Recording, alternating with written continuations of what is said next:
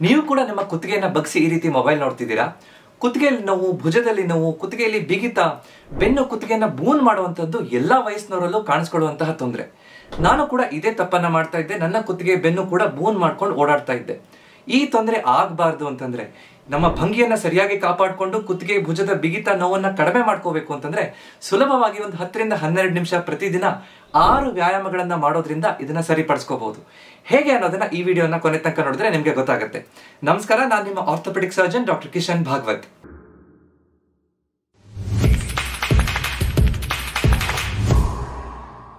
ಈ ಕುತ್ತಿಗೆ ನೋವು ಬಂದು ಭುಜ, ಬೆನ್ನು ಎಲ್ಲ ಬಾಗ್ ಹೋಗುವಂತಹದ್ದು ಕೇವಲ ವಯಸ್ಸಾದ್ಮೇಲೆ ಅಥವಾ ಏಟ್ ಬಿದ್ದವರಿಗೆ ಮಾತ್ರ ಅಲ್ಲ. ಇದು ನಮ್ಮ ದಿನಚರಿಯಲ್ಲಿ ನಾವು ಪ್ರತಿನಿತ್ಯ ಮಾಡ್ತಾ ಇರುವಂತಹ ಕೆಲವೊಂದು ಕೆಟ್ಟ ಅಭ್ಯಾಸಗಳಿಂದ ಆಗುತ್ತೆ. ಯಾವ 5 ಕಾರಣದಿಂದ ಈ ಕುತ್ತಿಗೆ ಭುಜ ನೋವು ಬಂದು ಬೆನ್ನು ಬೂನಾಗುತ್ತೆ ಅಂತ ನೋಡೋಣ. ಮೊದಲನೇದು, ನಾವು ನಮ್ಮ ಕುರ್ಚಿಯನ್ನ ನಾವು ಹೆಚ್ಚಿನ ಈಗಿನ ಆಧುನಿಕ ಜೀವನ ಶೈಲಿಯಲ್ಲಿ ನಾವು ನಮ್ಮ ಜೀವನವನ್ನ ಕೂತ್ಕೊಂಡೇ ಕಳೆದು ಬಿಡ್ತೀವಿ.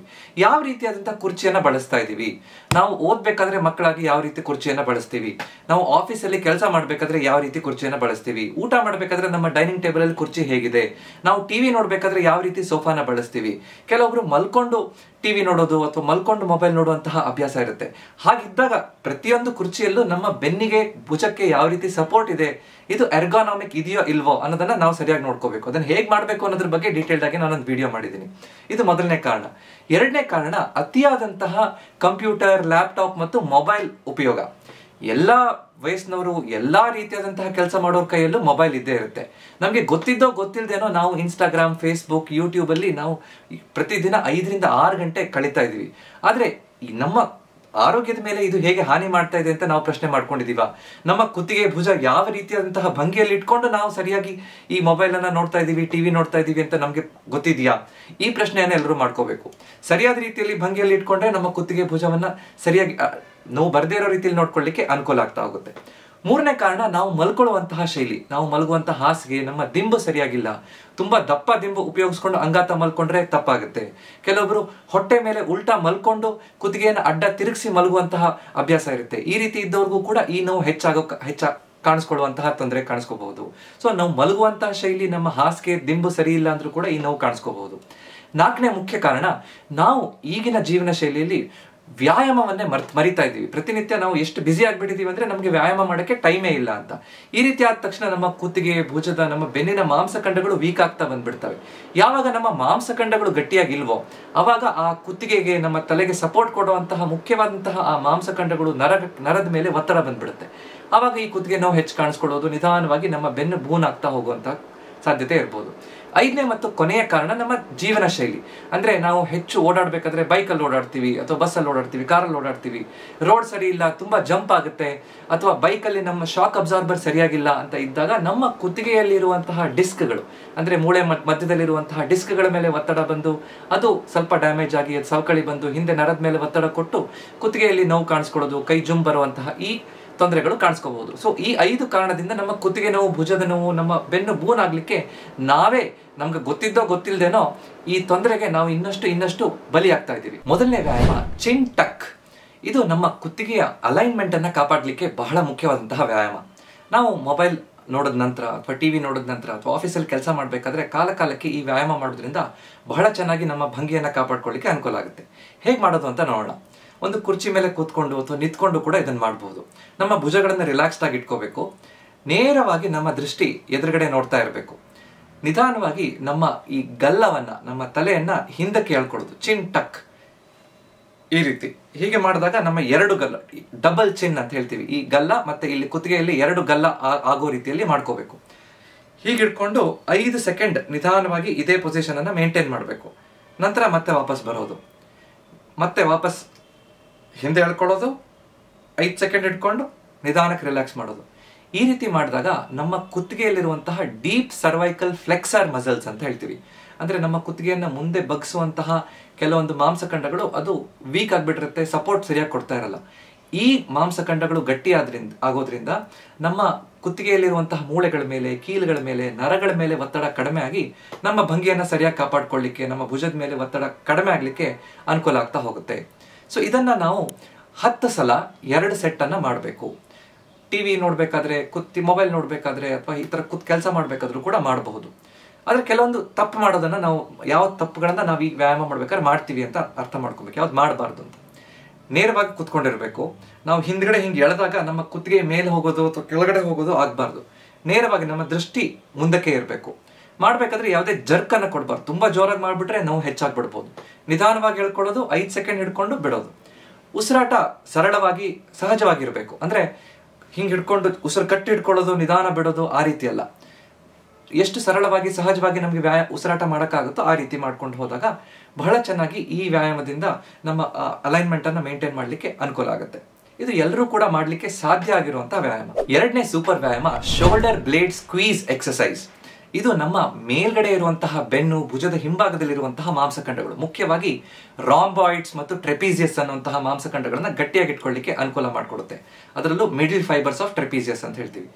ನಾವು ಮುಂದೆ ಬಗ್ಗದಾಗ ನಮ್ಮ ಬೆನ್ನ ಹಿಂದ್ಗಡೆ ಇರುವಂತಹ ಮಾಂಸಖಂಡಗಳು ವೀಕ್ ಆಗ್ತಾ ಬಂದ್ಬಿಡುತ್ತೆ. ಅದನ್ನ ನಾವು ಸ್ಟ್ರೇಟ್ ಆಗಿ ಇಟ್ಕೊಳ್ಳುವಂತಹದ್ದು, ಗಟ್ಟಿಯಾಗಿ ಇಟ್ಕೊಳ್ಳುವಂತಹದ್ದು ಬಹಳ ಮುಖ್ಯ.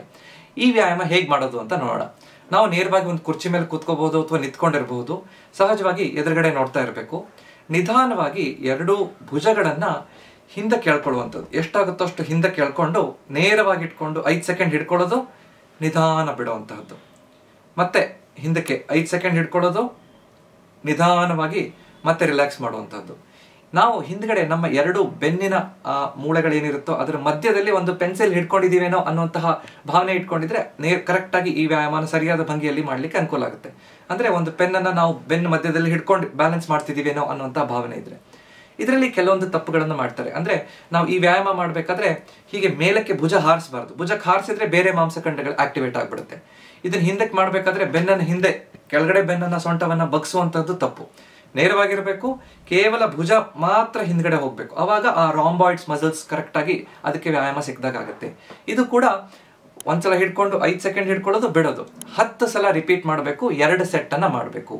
ಇದು ಹೆಚ್ಚಿನ ಸಲ ಮುಂದೆ ಕೂತ್ಕೊಂಡು ಕಂಪ್ಯೂಟರಲ್ಲಿ ಕೆಲಸ ಮಾಡೋರು, ಬರೆಯುವಂಥವ್ರು, ಟೀಚರ್ಸು, ಅಡುಗೆ ಮಾಡ್ತಾ ಇರುವಂಥವ್ರು, ಒಂದು ಕೈಯನ್ನು ಮುಂದ್ಗಡೆ ಹಿಡ್ಕೊಂಡು ಕೆಲಸ ಮಾಡುವಂತಹ ಎಲ್ಲ ವ್ಯಕ್ತಿಗಳಿಗೂ ಕೂಡ ಈ ಮಾಂಸಖಂಡ ವೀಕ್ ಆಗಿರುತ್ತೆ. ಸೊ ಆ ರೀತಿ ಕೆಲಸ ಮಾಡಬೇಕಾದ್ರೆ 2 ರಿಂದ 3 ತಾಸಿಗೊಮ್ಮೆ ಆದರೂ ಈ ರೀತಿ ಶೋಲ್ಡರ್ ಸ್ಕ್ವೀಸ್ ಮಾಡಿಕೊಂಡು ಮಾಡುವಂತಹ ವ್ಯಾಯಾಮ 10 ಸಲ ರಿಪೀಟ್ ಮಾಡೋದ್ರಿಂದ 1 ರಿಂದ 2 ನಿಮಿಷ ಸಾಕು. ಈ ವ್ಯಾಯಾಮ ಮಾಡೋದ್ರಿಂದ ಬಹಳ ಚೆನ್ನಾಗಿ ನಮ್ಮ ಭಂಗಿಯನ್ನು ಕಾಪಾಡಿಕೊಳ್ಳಲಿಕ್ಕೆ, ನಮ್ಮ ಕುತ್ತಿಗೆ ಬೆನ್ನಿನ ಮೇಲೆ ಒತ್ತಡ ಕಡಿಮೆ ಮಾಡಲಿಕ್ಕೆ ಅನುಕೂಲ ಆಗುತ್ತೆ. ಮೂರನೇ ಸೂಪರ್ ವ್ಯಾಯಾಮ ವಾಲ್ ಏಂಜಲ್ ಎಕ್ಸಸೈಸ್ ಅಂತ. ಇದು ಅತ್ಯಂತ ಉಪಯುಕ್ತ ಆಗುವಂತಹದ್ದು ಹೆಚ್ಚು ಮೊಬೈಲ್ ಉಪಯೋಗಿಸಿ ಕುತ್ತಿಗೆಯನ್ನ ಬೆನ್ನು ಬಾಗಿಸಿ ಭುಜ ಬಾಗಿಸಿ ನೋಡುವಂಥವ್ರಿಗೆ. ಹೇಗೆ ಮಾಡೋದು ಅಂತ ನೋಡ್ತಾ ಹೋಗೋಣ. ಒಂದು ಗೋಡೆ ಮುಂದ್ಗಡೆ ನಾವು ನಿಂತ್ಕೋಬೇಕು. ನಮ್ಮ ಪಾದಗಳು ಗೋಡೆಯಿಂದ ಒಂದು 6 ಇಂಚ್ ಮುಂದೆ ಇರಬೇಕು. ರಿಲ್ಯಾಕ್ಸ್ಡ್ ಆಗಿ ನಿಂತ್ಕೋಬೇಕು. ನಮ್ಮ ಕೆಳಗಡೆ ಬೆನ್ನು, ಮೇಲ್ಗಡೆ ಬೆನ್ನು, ಭುಜ, ಕುತ್ತಿಗೆ, ತಲೆ ಎಲ್ಲದೂ ಕೂಡ ಆ ಗೋಡೆಗೆ ತಾಗಿಸ್ಕೊಂಡು ಆನಿಸ್ಕೊಂಡು ನಿಂತ್ಕೊಂಡಿರ್ಬೇಕು. ಈ ರೀತಿ ನಿಂತ್ಕೊಂಡಿದ್ದಾಗ 2 ಕೈಗಳನ್ನ ಮೇಲಕ್ಕೆ ಎತ್ತಬೇಕು. 90 ಡಿಗ್ರಿ ಎತ್ತುವಂತಹದ್ದು. ಕೈ, ಮೊಣಕೈ, ಹಸ್ತ, ಮೊಣಕೈ ಎಲ್ಲದೂ ಕೂಡ ಗೋಡೆಗೆ ತಾಗಿರ್ಬೇಕು. ನಿಧಾನವಾಗಿ ಕೈಯನ್ನ ಮೇಲೆ ಮಾಡೋದು, ಎಷ್ಟಾಗುತ್ತೋ ಅಷ್ಟು ಮೇಲೆ ಮಾಡೋದು, ಮತ್ತೆ ವಾಪಸ್ ಬರುವಂಥದ್ದು.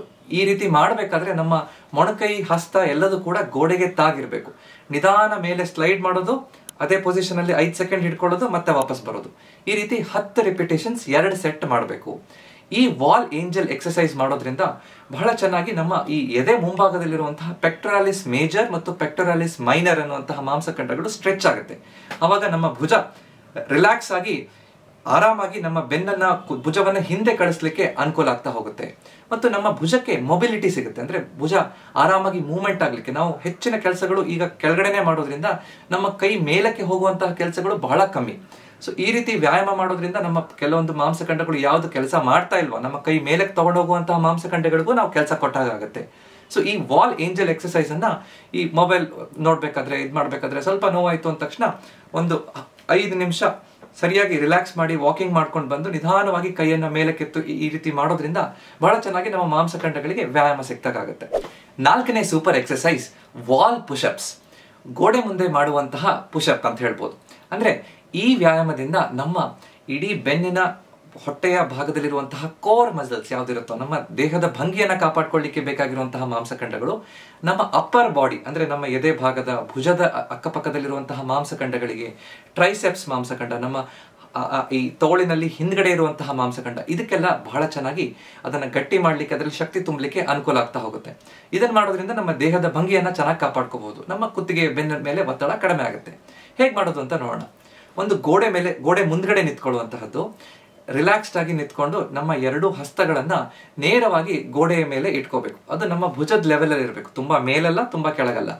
ಈ ರೀತಿ ಹಸ್ತವನ್ನ ಗೋಡೆ ಮೇಲೆ ಇಟ್ಕೊಂಡು ನಿಧಾನವಾಗಿ ನಮ್ಮ ಮೊಣಕೈಯನ್ನ ಬಗ್ಗಿಸಿ ನಮ್ಮ ಎದೆಯನ್ನ ನಮ್ಮ ತಲೆಯನ್ನ ನೇರವಾಗಿ ಈ ಗೋಡೆ ಹತ್ರ ತಗೊಂಡು ಹೋಗ್ಬೇಕು. ಎಷ್ಟಾಗುತ್ತೋ ಅಷ್ಟು ನಿಧಾನವಾಗಿ ಮುಂದೆ ಹೋಗೋದು, ರಿಲ್ಯಾಕ್ಸ್ ಮಾಡ್ಕೊಂಡು ವಾಪಸ್ ಬರುವಂತಹದ್ದು. ನಾವು ಕೆಳಗಡೆ ನೆಲದ ಮೇಲೆ ಹೇಗೆ ಪುಷಪ್ಸ್ ಮಾಡ್ತೀವೋ, ಹೇಗೆ ನಾವು ಡಿಪ್ಸ್ ಅಂತ ಹೇಳ್ತೀವೋ, ಪುಷಪ್ಸ್ ಅಂತ ಮಾಡ್ತೀವೋ, ಆ ರೀತಿ ವ್ಯಾಯಾಮವನ್ನ ಗೋಡೆ ಮುಂದೆ ಮಾಡುವಂಥದ್ದು. ಗೋಡೆ ಮುಂದೆ ಮಾಡೋದ್ರಿಂದ ಸುಲಭವಾಗಿ ಹೆಚ್ಚು ಒತ್ತಡ ಇಲ್ಲದೆ ಎಲ್ಲಾ ವಯಸ್ಸಿನವರು ಮಾಡ್ಲಿಕ್ಕೆ ಅನುಕೂಲ ಆಗ್ತಾ ಬರುತ್ತೆ. ಹೆಚ್ಚು ಕಷ್ಟ ಆಗ್ತಾ ಇದೆ ಅಂದ್ರೆ ಗೋಡೆ ಸ್ವಲ್ಪ ಹತ್ರ ನಿಂತ್ಕೊಂಡು ಮಾಡ್ಬೋದು ವಯಸ್ಸಾದವರು. ನಂತರ ನಿಧಾನವಾಗಿ ಎಷ್ಟು ದೂರ ಆಗುತ್ತೋ ಅಷ್ಟು ದೂರ ಮಾಡ್ಕೋತಾ ಹೋಗ್ಬೋದು. ಸ್ವಲ್ಪ ಇದು ಸುಲಭವಾಗಿ ಮಾಡಕ್ ಆಗ್ತಾ ಇದೆ ಅಂತಂದ್ರೆ ಸ್ವಲ್ಪ ಇನ್ಕ್ಲೈನ್ ಪುಷಪ್ಸ್ ಅಂತ ಹೇಳ್ತೀವಿ. ಅಂದ್ರೆ ಸ್ವಲ್ಪ ಒಂದು ಕುರ್ಚಿ ಅಥವಾ ಒಂದು ಹಾಸಿಗೆಯ ತುದಿಯನ್ನು ಹಿಡ್ಕೊಂಡು ನಿಧಾನವಾಗಿ ಮಾಡ್ತಾ ಹೋಗ್ಬೋದು. ಅಥವಾ ನಂತರದಲ್ಲಿ ನಾವು ನೆಲದ ಮೇಲೆ ಕೈಯನ್ನು ಇಟ್ಕೊಂಡು ಪುಷಪ್ಸ್ ಮಾಡ್ಬೋದು. ಈ ವ್ಯಾಯಾಮ ಮಾಡ್ಬೇಕಾದ್ರೆ ನಮ್ಮ ಇಡೀ ದೇಹ ಪ್ಯಾರಲಲ್ ಆಗಿರ್ಬೇಕು. ನಮ್ಮ ತಲೆಯಿಂದ ಹಿಮ್ಮಡಿ ತನಕ ಒಂದೇ ಲೈನಲ್ಲಿ ಇರಬೇಕು. ಅದು ಒಂದೇ ಲೈನಲ್ಲಿ ಮುಂದೆ ಹೋಗ್ಬೇಕು, ಹಿಂದೆ ಬರಬೇಕು. ಬೆನ್ನನ್ನು ನಾವು ಆರ್ಚ್ ಮಾಡೋದು ಅಥವಾ ತಲೆಯನ್ನ ಮುಂದೆ ಬಾಗಿಸೋದು, ತಲೆಯನ್ನ ಮೂಗನ್ನ ಟಚ್ ಮಾಡಕ್ಕೆ ತಲೆಯನ್ನ ಮುಂದೆ ಬಾಗಿಸಿ ಟಚ್ ಮಾಡೋದು, ಈ ರೀತಿ ಮಾಡಬಾರ್ದು. ಸರಿಯಾದ ಭಂಗಿಯಲ್ಲಿ ವ್ಯಾಯಾಮಗಳನ್ನು ಮಾಡಿದಾಗ ಅದರ ಹೆಚ್ಚು ಉಪಯೋಗ ಆಗ್ತಾ ಹೋಗುತ್ತೆ. ಸೊ ಇದನ್ನು ಕೂಡ ಒಂದು 10 ರಿಂದ 15 ಸಲ ರಿಪಿಟೇಷನ್ಸ್ 2 ಸೆಟ್ ಮಾಡಬೇಕು. ಸೊ ಪ್ರತಿಯೊಂದು ವ್ಯಾಯಾಮವನ್ನು ನಾವು ಮಧ್ಯೆ ಮಧ್ಯೆ 5-5 ಸೆಕೆಂಡ್ ಗ್ಯಾಪ್ ಕೊಟ್ಕೊಂಡು 10 ರಿಂದ 15 ರಿಪಿಟೇಷನ್ 2 ಸೆಟ್ ಮಾಡೋದ್ರಿಂದ ಬಹಳ ಚೆನ್ನಾಗಿ ಆ ಮಾಂಸಖಂಡಗಳಲ್ಲಿ ಸ್ಟ್ರೆಂತ್, ಶಕ್ತಿ ಹೆಚ್ಚಾಗ್ಲಿಕ್ಕೆ ಅನುಕೂಲ ಆಗ್ತಾ ಹೋಗುತ್ತೆ. 5ನೇ ಸೂಪರ್ ವ್ಯಾಯಾಮ ಕ್ಯಾಟ್ ಕೌ ಸ್ಟ್ರೆಚ್ ಅಂತ. ಇದನ್ನ ನಾವು ಅಂಬೆಗಾಲ್ ಹಾಕುವಂತಹ ಪೊಸಿಷನ್ ಅಲ್ಲಿ ಶುರು ಮಾಡಬೇಕು. ಅಂದ್ರೆ ನಮ್ಮ ಮಂಡಿ ಮತ್ತು ಹಸ್ತಗಳನ್ನ ನೆಲದ ಮೇಲೆ ಅಥವಾ ನೆಲದ ಮೇಲೆ ಒಂದು ಯೋಗ ಮ್ಯಾಟ್ ಅಥವಾ ಒಂದು ಮ್ಯಾಟ್ ಅನ್ನು ಹಾಕೊಂಡು ಅದ್ರ ಮೇಲೆ ಇಟ್ಕೋಬೇಕು. ನಮ್ಮ ಬೆನ್ನು ನೆಲಕ್ಕೆ ಪ್ಯಾರಲಲ್ ಆಗಿರ್ಬೇಕು, ಅಂದ್ರೆ ಅದೇ ಲೈನ್ ಅಲ್ಲಿ ಇರಬೇಕು ಅಂತ. ಈ ರೀತಿ ಇಟ್ಕೊಂಡು ನಿಧಾನವಾಗಿ ನಾವು ಉಸಿರನ್ನ ಒಳಗಡೆ ತಗೊಳ್ತಾ ನಮ್ಮ ಬೆನ್ನನ್ನ ಮೇಲಕ್ಕೆ ಆರ್ಚ್ ಮಾಡಬೇಕು. ಇದು ಕ್ಯಾಟ್ ಪೋಸ್ ಅಂತ. ಉಸಿರನ್ನ ಒಳಗಡೆ ತಗೋತಾ ಬೆನ್ನನ್ನ ಮೇಲಕ್ಕೆ ಆರ್ಚ್ ಮಾಡೋದು. ಹಾಗೆ ಒಂದು 3 ರಿಂದ 5 ಸೆಕೆಂಡ್ ಆತರ ಹಿಡ್ಕೊಂಡು ನಿಧಾನವಾಗಿ ಉಸಿರನ್ನ ಬಿಡ್ತಾ ನಮ್ಮ ಬೆನ್ನನ್ನ ಕೆಳಕ್ಕೆ ಆರ್ಚ್ ಮಾಡಬೇಕು. ಇದು ಕೌ ಪೋಸ್ ಅಂತ. ಆವಾಗ ಕುತ್ತಿಗೆ ಮೇಲೆ ಹೋಗ್ಬೇಕು. ನಿಧಾನವಾಗಿ ಬೆನ್ನು ಮೇಲಕ್ಕೆ ಆರ್ಚ್ ಆದಾಗ ಕುತ್ತಿಗೆ ಒಳಗೆ ಬಗ್ಗಿರ್ಬೇಕು, ಕುತ್ತಿಗೆ ಮುಂದೆ ಬಗ್ಗಿರ್ಬೇಕು. ಬೆನ್ನು ಮೇಲಕ್ಕೆ ಆರ್ಚ್ ಆದಾಗ ಕುತ್ತಿಗೆ ಒಳಕ್ಕೆ, ಬೆನ್ನು ಕೆಳಕ್ಕೆ ಆರ್ಚ್ ಆದಾಗ ಕುತ್ತಿಗೆ ಮೇಲೆ ಮಾಡೋದು. ಈ ರೀತಿ ಮಾಡೋದ್ರಿಂದ ನಮ್ಮ ಇಡೀ ಕುತ್ತಿಗೆ, ಭುಜ, ಬೆನ್ನಿನ ಮೊಬಿಲಿಟಿ ಅಂದ್ರೆ ಆ ಮೂವ್ಮೆಂಟ್ ಆಗುವಂಥದ್ದು, ನಮ್ಯತೆ ಏನಿರುತ್ತೋ, ಫ್ಲೆಕ್ಸಿಬಿಲಿಟಿ ಏನಿರುತ್ತೋ ಅದು ಹೆಚ್ಚಾಗ್ಲಿಕ್ಕೆ ಅನುಕೂಲ ಆಗುತ್ತೆ. ಅವಾಗ ಎಲ್ಲಾ ಕೀಲುಗಳಿಗೆ, ಈ ಮಾಂಸಖಂಡಗಳಿಗೆ ರಕ್ತ ಸಂಚಾರ ಚೆನ್ನಾಗುತ್ತೆ. ಅದು ಬೆನ್ನು, ಕುತ್ತಿಗೆ ರಿಲ್ಯಾಕ್ಸ್ ಆಗುತ್ತೆ. ಅವಾಗ ಆರಾಮಾಗಿ ನಮಗೆ ಓಡಾಡ್ಲಿಕ್ಕೆ, ನಮ್ಮ ಭಂಗಿಯನ್ನ ಕಾಪಾಡ್ಕೊಳ್ಳಿಕ್ಕೆ ಬಹಳ ಅನುಕೂಲ ಆಗುತ್ತೆ. ಇದು ಕುತ್ತಿಗೆ ನೋವಿದ್ದಾಗ ಅಥವಾ ಬೆನ್ನಿನ ಕೆಳಗಡೆ ಸೊಂಟದ ನೋವಿದ್ದಾಗ ಬಹಳ ಚೆನ್ನಾಗಿ ನೋವನ್ನ ರಿಲ್ಯಾಕ್ಸ್ ಮಾಡ್ಲಿಕ್ಕೆ, ನೋವನ್ನ ಕಡಿಮೆ ಮಾಡ್ಲಿಕ್ಕೆ ಅತ್ಯಂತ ಉಪಯುಕ್ತ ವ್ಯಾಯಾಮ ಅಂತ ಹೇಳ್ಬೋದು.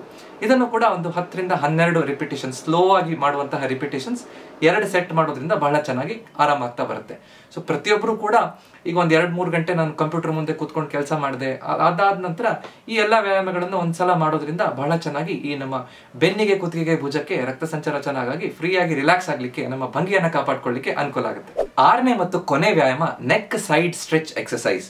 ನಮ್ಮ ಕುತ್ತಿಗೆಯನ್ನ ಸೈಡಿಗೆ ತಿರುಗಿಸುವಂತಹದ್ದು. ಇದು ತಕ್ಷಣದಲ್ಲಿ ನಮಗೆ ರಿಲೀಫ್ ಸಿಗ್ಬೇಕು, ನೋವು ತಕ್ಷಣ ಕಡಿಮೆ ಆಗ್ಬೇಕು ಅಂದ್ರೆ ಬಹಳ ಉಪಯುಕ್ತ ವ್ಯಾಯಾಮ. ಹೇಗ್ ಮಾಡೋದು ಅಂತ ನೋಡೋಣ. ತುಂಬಾ ಹೊತ್ತು ನಾವು ಮೊಬೈಲ್ ನೋಡ್ತಾ ಇದೀವಿ, ಕುತ್ಕೊಂಡು ಓದ್ತಾ ಇದೀವಿ, ಅಥವಾ ಒಂದೇ ಭುಜಕ್ಕೆ ಬ್ಯಾಗ್ ಅನ್ನ ತಗೊಂಡು ಹೋಗುವಂತವ್ರು ಇರ್ತಾರೆ. ವ್ಯಾನಿಟಿ ಬ್ಯಾಗ್ ತುಂಬಾ ಭಾರ ಇರುತ್ತೆ, ಅಥವಾ ಒಂದೇ ಕಡೆ ಬ್ಯಾಗ್ ಅನ್ನು ಹಾಕೊಂಡು, ಮಕ್ಕಳು ಶಾಲೆಗೆ ಹೋಗುವಂತವ್ರು ಬ್ಯಾಗ್ ಅನ್ನು ಹಾಕೊಂಡು ಹೋಗುವಂತವ್ರು. ಈ ರೀತಿ ಇದ್ದಾಗ ಕುತ್ತಿಗೆ, ಭುಜದಲ್ಲಿ ನೋವು ಬರ್ತಾ ಇದೆ ಅಂತಿದ್ದಾಗ ಈ ನೆಕ್ ಸೈಡ್ ಸ್ಟ್ರೆಚ್ ಮಾಡಿದಾಗ ಬಹಳ ಚೆನ್ನಾಗಿ ಆರಾಮಾಗುತ್ತೆ. ನೇರವಾಗಿ ಕೂತ್ಕೊಂಡು ಅಥವಾ ನಿಂತ್ಕೊಂಡು ಈ ವ್ಯಾಯಾಮವನ್ನು ಮಾಡಬಹುದು. ನಿಧಾನವಾಗಿ ನಮ್ಮ ಕುತ್ತಿಗೆಯನ್ನ ಒಂದು ಭುಜದ ಕಡೆ, ಬಲಗಡೆ ಆದ್ರೆ ಬಲಗಡೆ ಭುಜದ ಕಡೆ ಈ ರೀತಿ ಟಿಲ್ಟ್ ಮಾಡೋದು. ಕಷ್ಟ ಆಗ್ತಾ ಇದೆ ಅಂದ್ರೆ ನಿಧಾನವಾಗಿ ನಮ್ಮ ಕೈಯ ಸಹಾಯದಿಂದ ಈ ರೀತಿ ಮಾಡಬಹುದು. ಮಾಡ್ಕೊಂಡು ಒಂದು 2 ರಿಂದ 4 ಸೆಕೆಂಡ್ ಈ ತರ ಹಿಡ್ಕೊಳ್ಳೋದು, ನಿಧಾನವಾಗಿ ಮತ್ತೆ ವಾಪಸ್ ರಿಲ್ಯಾಕ್ಸ್ ಮಾಡೋದು. ಅದೇ ರೀತಿ ಇನ್ನೊಂದು ಕಡೆಗೆ ಈ ರೀತಿ ಮೂವ್ಮೆಂಟ್ ಮಾಡಬಹುದು. ಹಾಗೇನೂ ಮಾಡಬಹುದು, ಕೈ ಸಹಾಯದಿಂದ ಮಾಡಬಹುದು. ಹೀಗೆ ಮಾಡಿಕೊಂಡು ಒಂದು 4 ರಿಂದ 5 ಸಲ ಬಲಗಡೆಗೆ, ಎಡಗಡೆಗೆ ಈ ರೀತಿ ಮಾಡೋದ್ರಿಂದ ಬಹಳ ಚೆನ್ನಾಗಿ ನಮ್ಮ ಕುತ್ತಿಗೆ ಮಾಂಸಖಂಡಗಳು ಸ್ಟ್ರೆಚ್ ಆಗುತ್ತೆ, ತಕ್ಷಣದಲ್ಲಿ ನೋವು ಕಡಿಮೆ ಆಗುತ್ತೆ. ಹೀಗೆ ಮಾಡುವಾಗ ನಮ್ಮ ಭುಜ ಬೋನ್ ಆಗಿರಬಾರ್ದು, ನೇರವಾಗಿ ಇಟ್ಕೊಂಡು ಮಾಡಬೇಕು. ನಾವು ಮಾಡಬೇಕಾದ್ರೆ ಸಡನ್ ಆಗಿ ಜರ್ಕ್ ಕೊಟ್ಟು ತಲೆಯನ್ನ ತಿರುಗಿಸಬಾರ್ದು ಮತ್ತು ಭುಜವನ್ನ ಹೀಗೆ ಏರಿಸಬಾರ್ದು. ಹೀಗೆ ಮಾಡೋದು ತಪ್ಪು. ಭುಜ ಅಲ್ಲೇ ಇರಬೇಕು, ಕುತ್ತಿಗೆ ಎಷ್ಟಾಗುತ್ತೋ ಅಷ್ಟು ಮೂವ್ಮೆಂಟ್ ಮಾಡುವಂತಹದ್ದು ಒಳ್ಳೆಯದು ಅಂತ. ಸೊ ಈ ರೀತಿಯಾದಂತಹ ವ್ಯಾಯಾಮ ಮಾಡೋದ್ರಿಂದ ನಮ್ಮ ಕುತ್ತಿಗೆಯಲ್ಲಿರುವಂತಹ ಟ್ರೆಪೀಸಿಯಸ್, ಅದರಲ್ಲೂ ಮೇಲ್ಗಡೆ ಭಾಗದ ಅಪ್ಪರ್ ಟ್ರೆಪೀಸಿಯಸ್ ಮಾಂಸಖಂಡಗಳು ಸ್ಟ್ರೆಚ್ ಆಗುತ್ತೆ. ಅದರಲ್ಲೇ ತುಂಬಾ ಟೆನ್ಷನ್ ಇರುತ್ತೆ, ಟೈಟ್ ಆಗಿಬಿಟ್ಟಿರುತ್ತೆ ಮುಂದೆ ಬಗ್ಗಿ ಕೆಲಸ ಮಾಡಬೇಕಾದ್ರೆ ಅಥವಾ ಮೊಬೈಲ್ ನೋಡ್ಬೇಕಾದ್ರೆ. ಮತ್ತು ನಮ್ಮ ಕುತ್ತಿಗೆ ಒಳಗಡೆ ಇರುವಂತಹ ಸ್ಕೆಲಿನಸ್ ಮಸಲ್, ಸ್ಕೆಲಿನೈ ಅಂತ ಹೇಳ್ತೀವಿ, ಆ ಸ್ಕೆಲಿನೈ ಮಸಲ್ಸ್ ನಿಧಾನವಾಗಿ ಸ್ಟ್ರೆಚ್ ಆಗಿ ರಿಲ್ಯಾಕ್ಸ್ ಆಗಿ ಆ ನೋವನ್ನ ತಕ್ಷಣದಲ್ಲಿ ಕಡಿಮೆ ಮಾಡ್ಲಿಕ್ಕೆ ಅನುಕೂಲ ಆಗ್ತಾ ಹೋಗುತ್ತೆ. ನಮ್ಮ ಆರೋಗ್ಯವನ್ನ ಕಾಪಾಡ್ಕೊಳ್ಳಿಕ್ಕೆ ನಮ್ಗೆ ಬಹಳಷ್ಟು ಮೋಟಿವೇಶನ್, ಉತ್ತೇಜನ ಬೇಕು. ಅದಕ್ಕೆ ಫ್ರೀ ಆಗಿ ನಾನು ವಾಟ್ಸ್ಆಪ್ ಅಲ್ಲಿ ಎಲ್ಲರಿಗೂ 5 ರಿಂದ 10 ಸೆಕೆಂಡ್ ಅಲ್ಲಿ ಓದ್ಲಿಕ್ಕೆ ಆಗುವಂತಹ ಒಂದು ಸಂದೇಶ, ಒಂದು ಮೆಸೇಜ್ ಅನ್ನ ಪ್ರತಿಯೊಬ್ಬರಿಗೂ ವಾಟ್ಸ್ಆಪ್ ಮುಖಾಂತರ ಕಳಿಸ್ತಾ ಇದ್ದೀನಿ. ನಿಮ್ಗೂ ನಿಮ್ಮ ವಾಟ್ಸ್ಆಪ್ ಅಲ್ಲಿ ಆ ಮೆಸೇಜ್ ಬೇಕು ಅಂತಂದ್ರೆ ಪಿನ್ಡ್ ಕಾಮೆಂಟ್ ಅಲ್ಲಿ ಕೊಟ್ಟಿರುವಂತಹ ಲಿಂಕ್ ಅನ್ನ ಒತ್ತಿ ಜಾಯ್ನ್ ಆಗಿ. ಇವತ್ತಿನ ವಿಡಿಯೋದಲ್ಲಿ ಹೇಗೆ ನಮ್ಮ ಕುತ್ತಿಗೆ ಭುಜದ ನೋವನ್ನ ಕಡಿಮೆ ಮಾಡಿ, ಬಿಗಿತವನ್ನ ಕಡಿಮೆ ಮಾಡಿ, ನಮ್ಮ ಭಂಗಿಯನ್ನ ಸರಿಯಾಗಿ ಕಾಪಾಡ್ಕೋಬಹುದು ಅನ್ನೋದನ್ನ ನಾವು ಅರ್ಥ ಮಾಡ್ಕೊಂಡ್ವಿ.